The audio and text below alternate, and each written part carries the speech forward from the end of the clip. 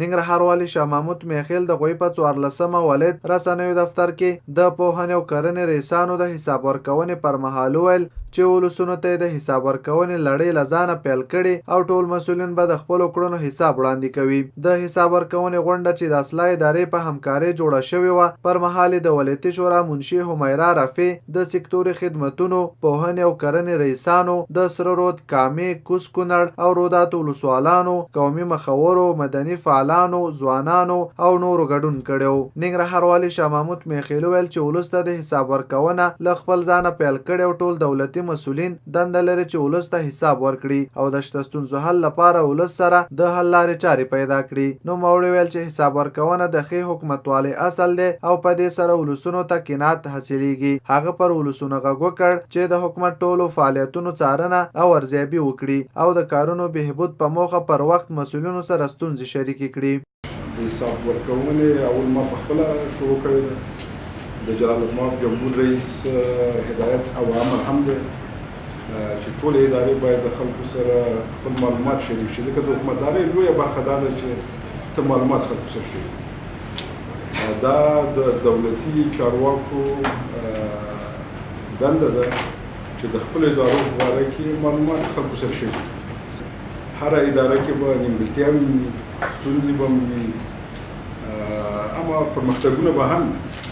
نو ښه دا ده چې موږ څنګه کولی شو چې هغه پرمختګونه چې په ادارو کې دي د ولسونو سره شریک کړو او ستونزې چې کوم یو دي هغې دپاره لارې حل پیدا کړو. اما ټول د حکومتدارۍ پروګرامونه چې کوم یو دي ولس پکې جوړولو کې هم برخه واخلي، په تطبیق کې هم باید برخه واخلي، په نظارت کې هم باید برخه واخلي. نو دې کې هېڅ ستونزه زه نه ګورم او نه شته ده.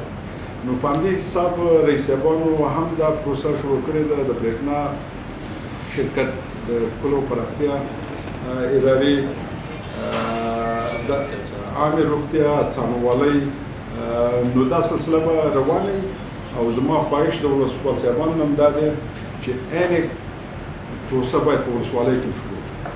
ولایتي شورا منشي همیرا رفیع پوهنه او کرنه مهم سکتورونه یاد کړل او زیاته کړه که یاد سکتورونه تقویه شي د نوي نسل روزنې او اقتصادي پرمختګ په برخه کې به مخکې ولاړ شو. نوموړي ولس ته د معلوماتو او حساب ورکونه اړینه یاد کړه او له ولسونو غوښتنه وکړه چې مسؤلینو سره د کړنو حساب او د کارونو ارزیابي وکړي.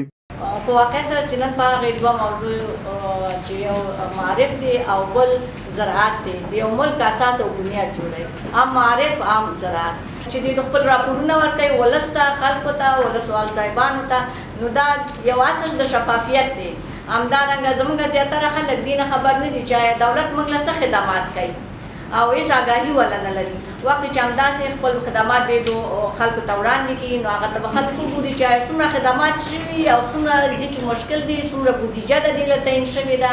د پوهنې رئیس اسیب الله شینواري پریزنټیشن له لارې د غونډې ګډونوالو ته د خپل یو کال کړنو په اړه معلومات ورکړل چې ګډونوالو له لورې ترې پوښتنې وشوې او ورته ځوابونه وویل. نوموړي په دې ولایت کې د دولتي او خصوصي ښوونځیو، عالي در معلمینو، کلیوالو ښوونځیو، چټکو زده کړو، لنډمهاله او اوږدمهاله کورسونو، دیني مدارسو، په تعلیمي ادارو کې د پرمختګونو، شته ستونزو او راتلونکو پلانونو په اړه معلومات وړاندې کړل. هغه زیاته کړه چې سږکال به سلګونه ښوونځیو ته ودانۍ جوړې شي، د پاکو اوبو ستونزه به حل شي، همداراز ښځینه ښوونکو ته به د روزنې ترڅنګ پر دندو وګمارل شي چې په دې سره به په ښوونځیو کې د ښځینه ښوونکو شته تشه ډکه شي.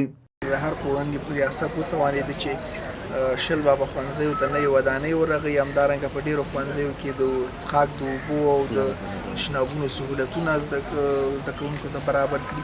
ښځینه ښوونکو کمبود ډېر زیات محسوسېږي. د دغې کمبود د له منځه وړل په خاطر موږ په 3 ولسوالیو کې د ښځینه ښوونکو دپاره د دارالمعلمین زده کړو سهولت برابر کړ.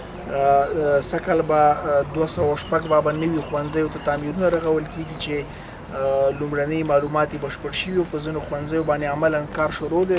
د کرنې سرپرست رئیس ذبیح الله حسنزي او د پالیسیو پلان جوړونې مدیر عطاالحق بشري وویل چې تیر کال دوی ته 52 میلیون افغانۍ بودیجه ورکړل شوې وه چې د کرنې او اوبو لګولو، مالدارۍ او نورو برخو کې په لګښت رسولې، خو دا بودیجه ورته پر وخت نه ورسېدلې. نو 11 سلنه باقي پاتې شوي چې په راتلونکي کال کې به په مهمو برخو کې په لګښت ورسوي. شاوخوا زمونږ 52 میلیونه افغانۍ بودیجه و چې خوشبختانه زیاته بودیجه مصرف شوی، یو باقی تقریبا 15 تا 10% بودیجه پاتې شوی چې هغه ځینې ستونزې وي چې بودیجه ناوخته ورسیده، نو په خاطر باندې 10% بودیجه پاتې شو. هغه ستونزې زموږ په زراعت په برخه کې د بودیجې کموالی دی چې ننګرهار ته ډیره کمه بودیجه ورکړل شوې. تاسو پوهیږئ چې په ننګرهار کې شاوخوا 15 میلیونه نفوس ژوند کوي، دلته مهاجر هم چې بهر نه راځي 80% مهاجر هم دلته میشت کیږي، نو په خاطر باندې دغه کومه بودیجه چې موږ ته راکړل شو بسنه نه کوي. نوموړي ویل چې ننګرهار د کرنې لپاره مناسب ولایت دی او نفوس هم تر نورو ولایتونو زیات دی. ډیره کمه بودیجه ورکول کیږي، باید مرکزی اداره ننګرهار ته ځانګړې پاملرنه وکړي.